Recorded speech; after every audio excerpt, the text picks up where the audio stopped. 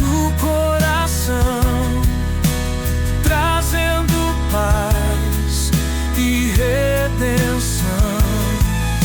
Nos braços do Pai eu vou descansar e em seu amor me transformar. No altar do amor eu quero estar, seguindo sempre a sua voz. Muito bem, nenhum dia sem Bíblia, nosso lema deste ano inteiro.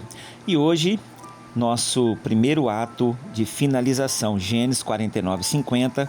Finalizamos então, hoje dia 19, o primeiro livro da Bíblia. Então olha só, você que acompanha, você que está acompanhando, você que se colocou no coração de acompanhar, é a sua primeira superação. Porque talvez durante todo o seu tempo de cristão, claro que não são todos, talvez você nunca leu um livro direto ou teve uma disciplina, de leitura bíblica. E olha aí a superação chegando. Então que Deus continue abençoando e 31 de dezembro possamos finalizar e glorificar a Deus a leitura de toda a Bíblia. 49:50 de Gênesis, finalizando Gênesis, e Mateus 13, do verso 1 ao 30. Então Jacó chamou seus filhos e disse: ajuntem-se a meu lado para que eu lhes diga o que lhes acontecerá nos dias que virão. Reuniram-se para ouvir os filhos de Jacó. E ele disse: ouçam o que diz seu pai Israel. Rúben, você é meu primogênito, minha força, o meu primeiro sinal do meu vigor.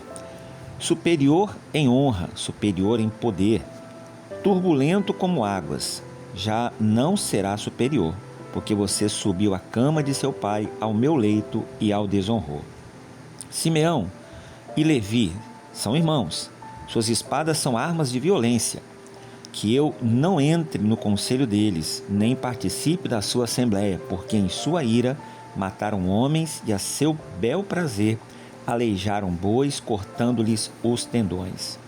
Maldito seja a tua ira, tão tremenda, e a sua fúria, tão cruel. Eu os dividirei pelas terras de Jacó e os dispersarei em Israel. Judá, seus irmãos o louvarão, sua mão estará sobre o pescoço dos seus inimigos. Os filhos de seu pai se curvarão diante de você.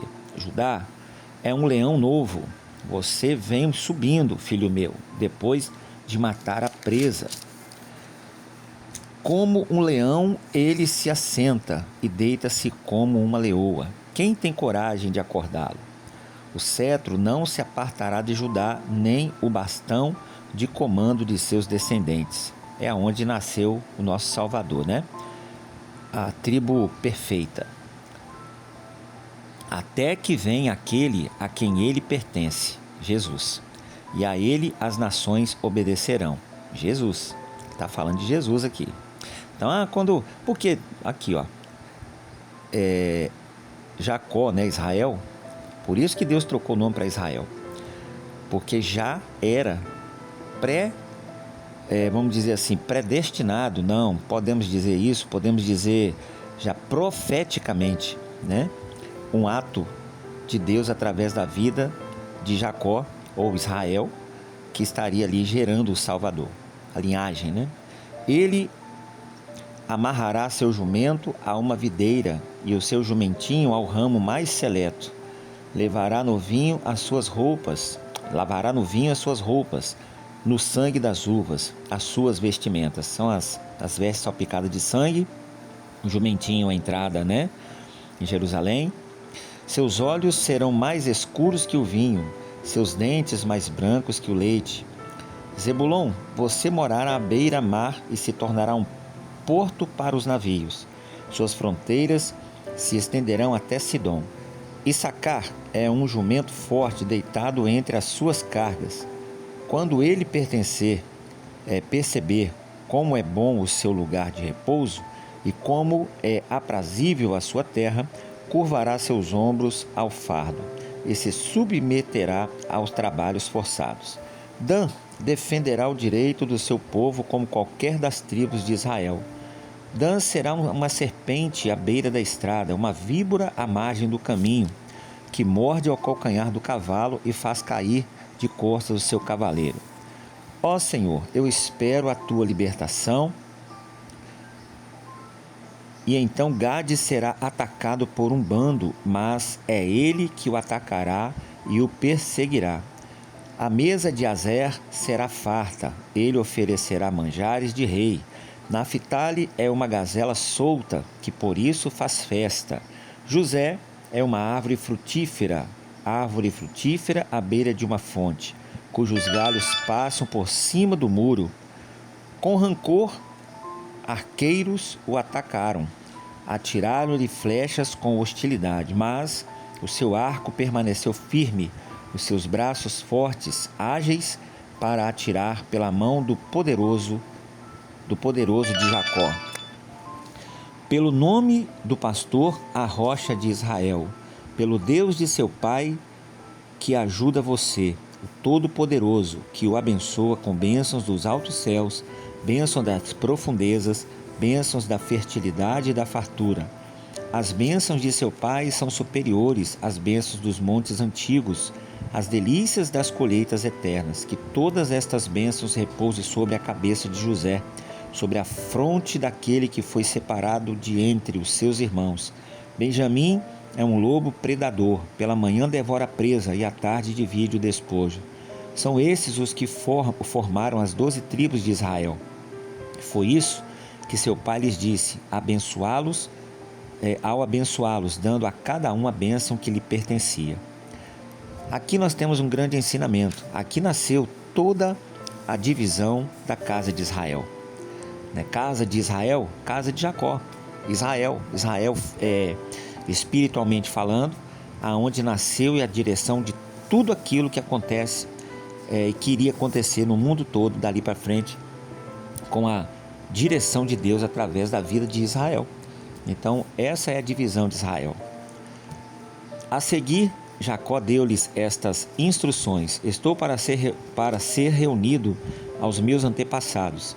Sepulta-me com os meus pais na caverna de Efron, o Hitita, na caverna do campo de Macpela, perto de Manre, em Canaã, campo que Abraão começou de Efron, o Hitita, e comprou dele como propriedade para sepultura. Ali foram sepultados Abraão e Sara, a sua mulher, e Isaque e Rebeca, a sua mulher também. Ali também sepultei Lia.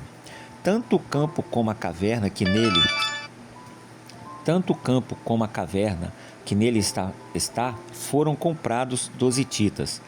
Ao acabar de dar essas instruções a seus filhos, Jacó deitou-se, expirou e foi reunido aos seus antepassados. No passado era assim: Deus avisava até o momento que iria recolher aquele servo fiel.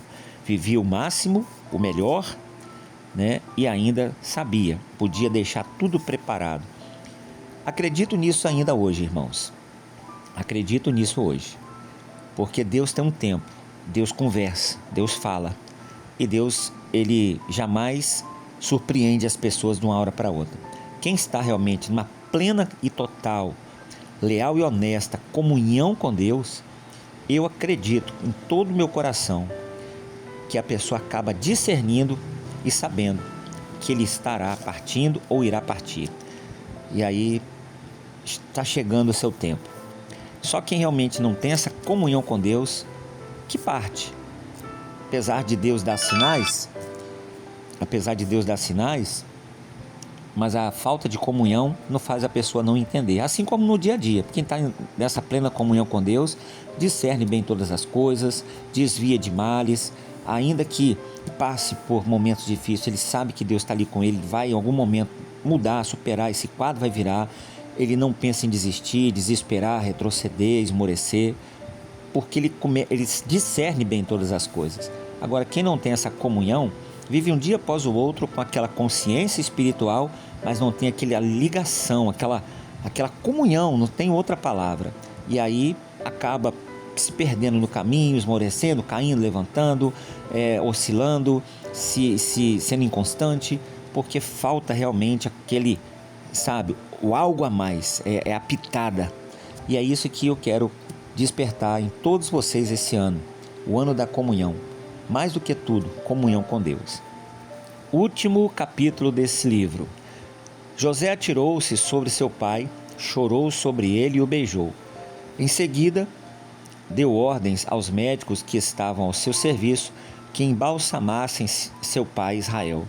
E eles o embalsamaram. Levaram 40 dias completos, pois ele era o tempo para o embalsamamento, e os egípcios choraram sua morte 70 dias. Passados dias de luto, José disse à corte do faraó: se posso contar com a bondade de vocês, falem com o faraó em meu favor. Digam-lhe que meu pai fez-me prestar-lhe o seguinte juramento: estou à beira da morte, sepulte-me no túmulo que preparei para mim na terra de Canaã. Agora, pois, peça-lhe que me permita partir e sepultar meu pai. Logo depois voltarei em seguida. Respondeu o faraó: vá e faça o sepultamento de seu pai como o fez jurar. Então José partiu para sepultar seu pai. Com ele foram todos os conselheiros do faraó, as autoridades da sua corte, todas as autoridades do Egito, e além deles todos os da família de José, seus irmãos e todos da casa de seu pai. Somente as crianças, as ovelhas, os bois foram deixados em Gósen. Carruagens e cavaleiros também o acompanharam. A comitiva era imensa. Chegando à eira de Atade, perto de Jordão, lamentaram-se em alta voz com grande amargura, e ali José guardou 7 dias de pranto pela morte de seu pai. Quando os cananeus que lá habitavam viram aquele pranto na eira de Ataíde, disseram: os egípcios estão celebrando uma cerimônia de luto solene. Por essa razão, aquele lugar próximo ao Jordão foi chamado de Abel Misraim. Assim fizeram os filhos de Jacó o que lhes havia ordenado, levando-no à terra de Canaã e o sepultando na caverna do campo de Macpela, perto de Manre, que com o campo Abraão tinha comprado de Efrom hitita para lhe servir de propriedade para a sepultura. Depois de sepultar seu pai, José voltou ao Egito com seus irmãos e com todos os demais que o tinham acompanhado. Vendo os irmãos de José que seu pai havia morrido, disseram: e se José tiver rancor contra nós e resolver retribuir todo o mal que lhe causamos? Então mandaram um recado a José dizendo: antes de morrer, teu pai nos ordenou que te disséssemos o seguinte: peço-lhe que perdoe os erros e pecados de seus irmãos que o trataram com tanta maldade. Agora, pois, perdoa os pecados dos seus servos, do Deus do seu pai. Quando receberam o recado, José chorou. Depois vieram seus irmãos, prostraram-se diante dele e disseram: aqui estamos, somos teus escravos. José, porém, lhes disse: não tenham medo, estaria eu no lugar de Deus? Vocês planejaram o mal contra mim, mas Deus o tornou em bem, para que hoje fosse preservada a vida de muitos. Por isso, não tenham medo, eu sustentarei vocês e seus filhos. E assim os tranquilizou e lhes falou amavelmente. Sabe que aqui nós temos uma grande lição. Apesar dele ter sofrido tudo na pele, aqui é uma grande lição. Olha as palavras de José: sou eu algum Deus? Vocês fizeram o mal contra mim e Deus fez o bem. Agora, vocês tinham que pedir isso aí, em outras palavras, pedir perdão a Deus, conversar com Deus, porque eu perdoo, Deus também perdoa. Mas o que está escrito, né, gente? Tudo que o homem semear, o homem também vai colher. Eles não colheram a bênção que deveriam colher. Eles não ficaram com a maior parte ficou para José. Por quê? Porque Deus o honrou. Então, a justiça é de Deus e o perdão é para benefício nosso e não das pessoas. Então, essa é a grande lição. O mal que estava neles não entrou em José. Pelo contrário, o bem que estava em José que entrou neles. José permaneceu no Egito com toda a família de seu pai. Viveu 110 anos e viveu a 3ª geração dos filhos de Efraim. Além disso, recebeu como seus filhos os filhos de Maquir, filho de Manassés. Antes de morrer, José disse aos seus irmãos: estou à beira da morte, mas Deus certamente virá em auxílio de vocês e os tirará desta terra, levando-os para a terra que prometeu com juramento a Abraão, a Isaque e a Israel, ou Jacó, meu pai. E José fez que os filhos de Israel lhe prestassem um juramento, dizendo-lhes: quando Deus intervir em favor de vocês, leve os meus ossos daqui. Morreu José com a idade de 110 anos e depois de embalsamado foi colocado num sarcófago do Egito. O que nós aprendemos aqui, gente? Aprendemos uma grande lição. Qual é esta lição, gente? A lição de que José sonhou de novo. José predisse novamente uma direção. Virá um dia em que Deus vai intervir a favor de vocês. E aí, nós vamos ver daqui para frente o que aconteceu. E aí ele falou: quando isso acontecer, vocês vão levar meus ossos. Em outras palavras, quando todo mundo passou o que passou, ninguém nunca imaginou que Deus ia livrar o povo 400 anos depois, na mão de Faraó. Foram um tempo de opressão em todo o tempo, né, de todos os faraós. E aí a coisa pegou. Pegou por quê? Porque Deus levou mais 40 anos. Na verdade foram 120, porque foram 40 anos, né, do crescimento de Moisés, 40 anos andando no deserto e 40 anos para poder libertar o povo. Então, vamos entender, foram 3 fases de José até a libertação. E aí esse plano de José se cumpriu, ou melhor, plano de Deus através de José. Finalizando iniciando Mateus, no capítulo 13. Naquele mesmo dia, Jesus saiu de casa e assentou-se à beira do mar. Então, para quem acha que Jesus não tinha casa, Jesus tinha moradia, viu, gente? Uns falam que era a casa de Pedro, outros falam que era a casa de não sei de quem, mas eu fico com o que a Bíblia diz.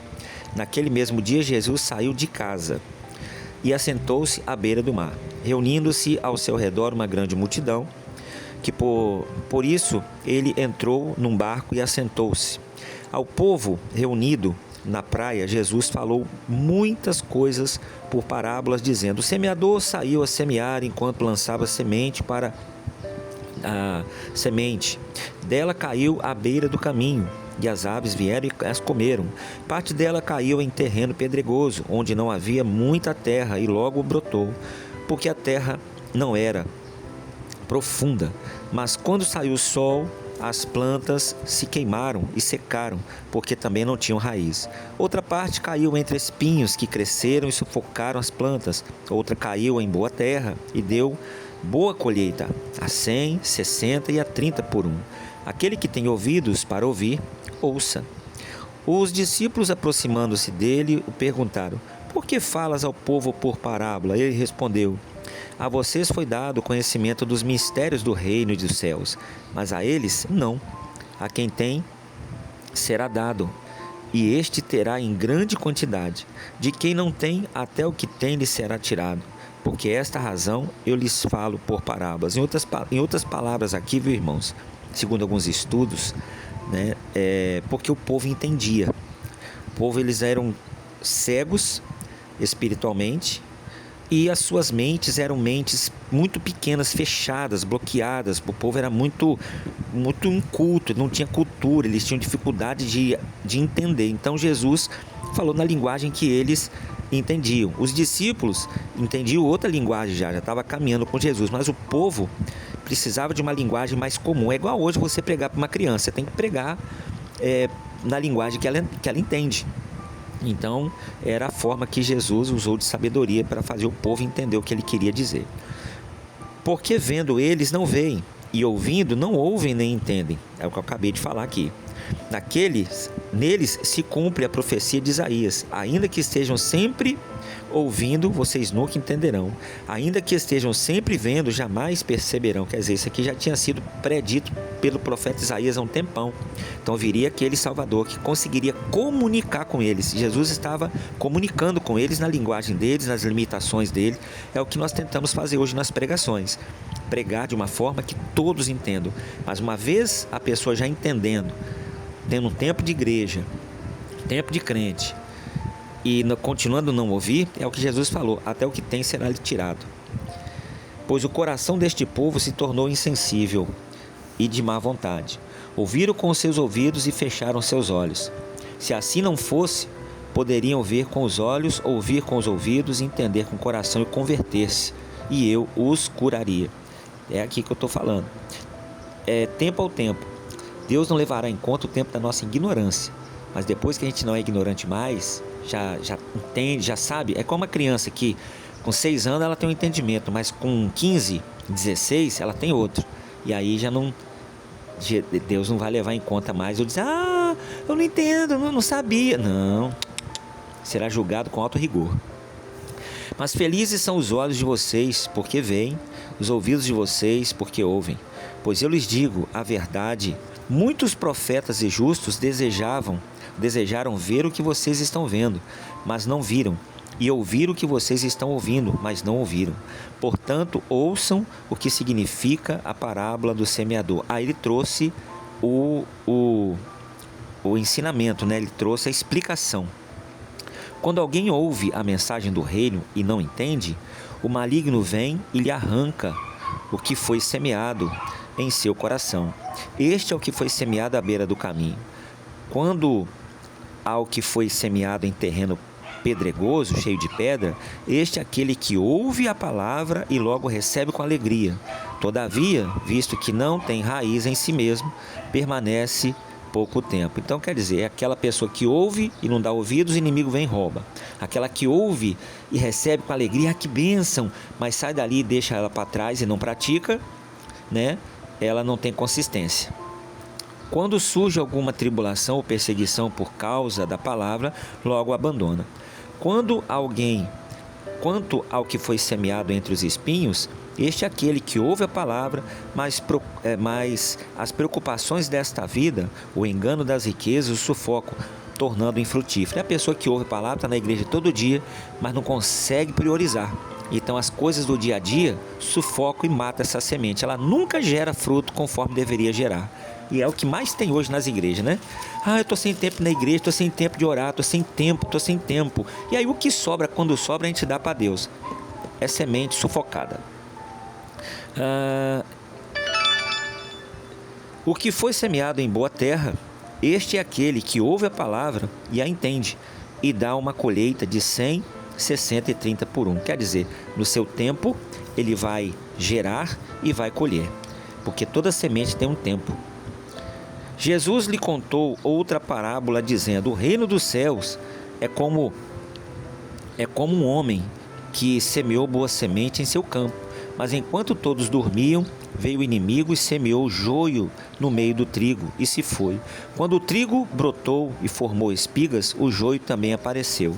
Os servos do dono do campo dirigiram-se a ele e disseram: o Senhor não semeou boa semente em seu campo. Então, de onde veio o joio? O inimigo fez isso, respondeu ele. Os servos lhe perguntaram: o Senhor quer que o tiremos? Ele respondeu: não, porque ao tirar o joio, vocês poderão arrancar também o trigo. Deixem que cresçam uns junto ao outro, até a colheita. Então direi aos encarregados da colheita: juntem primeiro o joio e amarrem-no em feixes para ser queimado. Depois junte o trigo e guardem no celeiro. O que isso tem a ver comigo, pastor? Difícil entender o que é joio e trigo, porque o Judas era um joio, mas ele chegou com um jeito de trigo. E muitos trigos podem se transformar em joio, perdendo a semente. E muitos joios vêm com trigo, mas não tem semente. E como é que a gente sabe? A gente não sabe, mas o Senhor sabe. E aí entra o Salmo 1, que é o que nós devemos sempre confiar. O que anda de engano não permanecerá firme dentro da minha casa. Deus abençoe vocês, gente. Continuamos amanhã, iniciando o livro de Êxodo. Até mais, fica na paz.